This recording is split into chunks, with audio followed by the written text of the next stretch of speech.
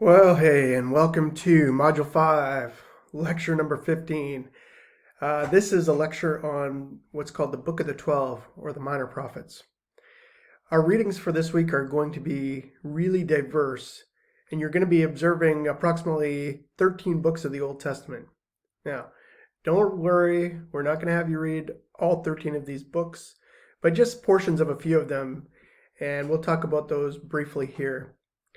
Since there are so many books this week, we're going to focus less attention on the lectures and more attention on your intentional reading. So let's go ahead and dive in on a discussion on the Book of the 12. Okay. The Book of the 12, put simply, is a single scroll containing all of the weirdly named smaller books of the Old Testament. Altogether, there are 15 topics. In last module, we looked at 3 of them, the major prophets, and they're called major again because they are the longer books of the prophets as opposed to the minor prophets, which are the shorter books. The major prophets again are Isaiah, Ezekiel, and Jeremiah, and they each had their own individual scrolls, whereas the Book of the 12, or the minor prophets, they all fit on one scroll, so they're called the book or the scroll of the 12. So just so we're absolutely clear on the list, I'll go ahead and name them off here. So ready? Here's all of them. Hosea, Joel, Amos, Obadiah, Jonah, Micah, Nahum, Habakkuk, Zephaniah, Haggai, Zechariah, and Malachi. Already, there's a difference in how the Jewish canon is formulated, or the Jewish Old Testament / Hebrew Bible. There's a difference with how it's formulated as compared to how the Christian Old Testament is formulated.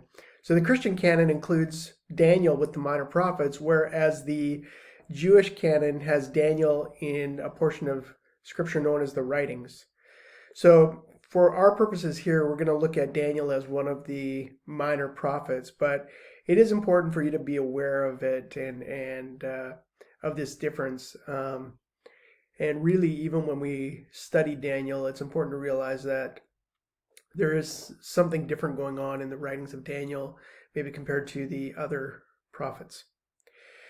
Historically, these prophets cover a large period of time, and that can be confusing. So when you go to read the prophetic books in the Old Testament, if you just pick up your Old Testament and you flip through to the Old Testament prophets, the minor prophets, and you just start reading, if you don't have historical context to what's going on, you're going to be quickly confused, because each of these prophets had a word from God or an oracle that was for their time and place. God had a word, a message, usually of correction, sometimes of encouragement, for a specific people group, the Israelite people, the Jewish people, in a specific place and time. And it had to deal with what they were going through or how they were failing, those types of things. So it's important for you to be aware of that. They're dealing with issues within their time. When you go to do the reading this week, be sure to have your timeline handy. This will help you to keep things straight as you work through the minor prophets. The time span of these prophets goes all the way back to the kings, the invasions, the exile, the return from exile, even the reconstruction of Israel.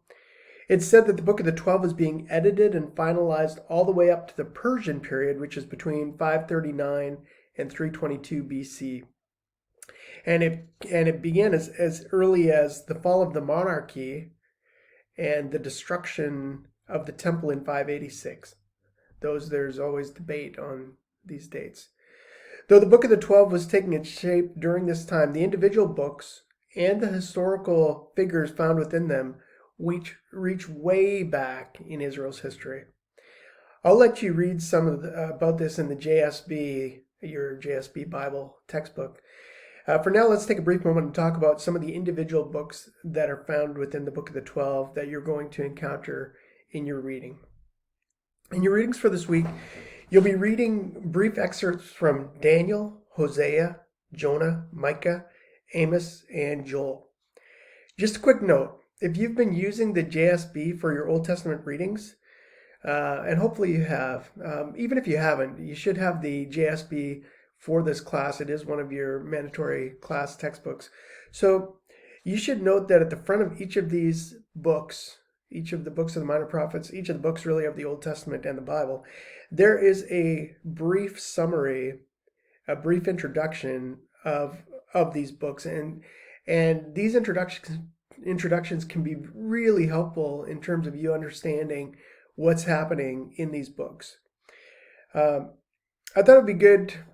Actually, David Nonemacher, the guy who started this class or put together the lectures for this class, thought it would be good. Yeah, I think it's good too to start with Daniel, because Daniel's full of iconic stories.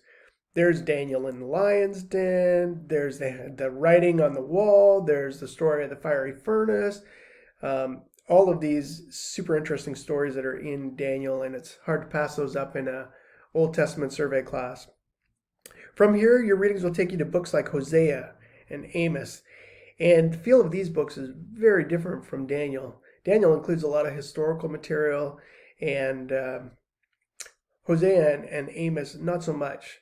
Hosea tells the story of a man named Hosea who is called by God to marry a prostitute in order to represent the relational dynamic between Yahweh and Israel.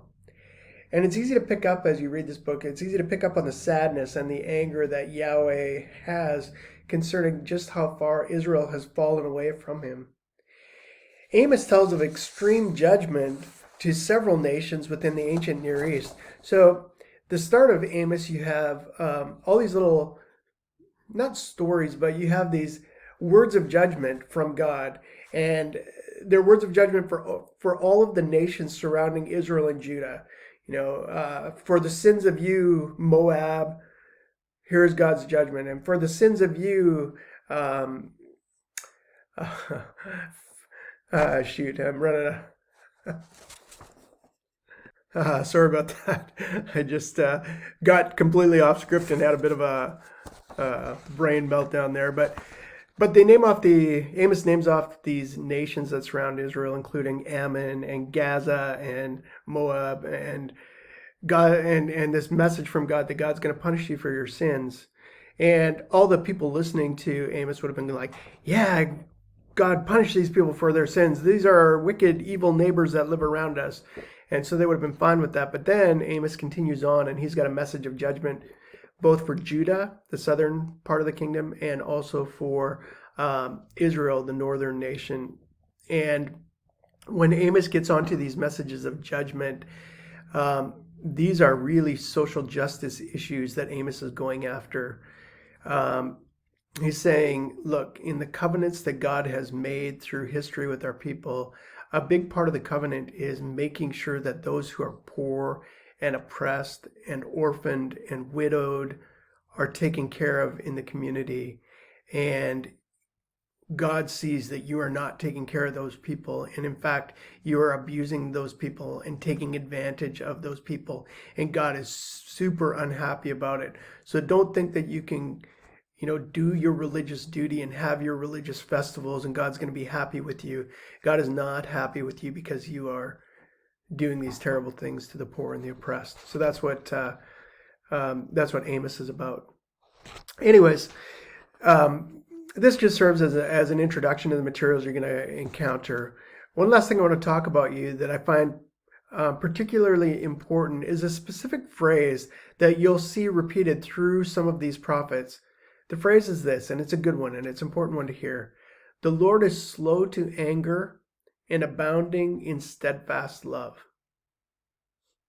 Did you get that? Via, I want to make sure you got that. Morgie, do you get that?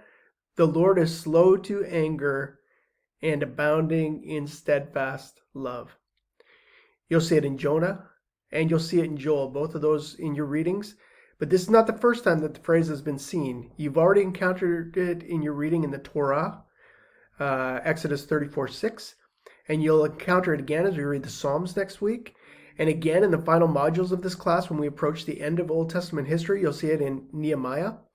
Simply put, this phrase is just everywhere, all through the Old Testament, spanning 1,000 years of time. Because of this phrase is the closest thing that we have to a creed in the Old Testament. Many people associate the God of the Old Testament with wrath and justice and judgment. And make no mistake, there is the wrath of God and the judgment of God that we do see that are part of God's character in the Old Testament when needed. But it's sometimes forgotten that even the Israelites who do experience the wrath of God numerous times, even the Israelites attest to the fact that God is slow to anger and God is abounding in steadfast love. And that is a message that we continue to need to hear today.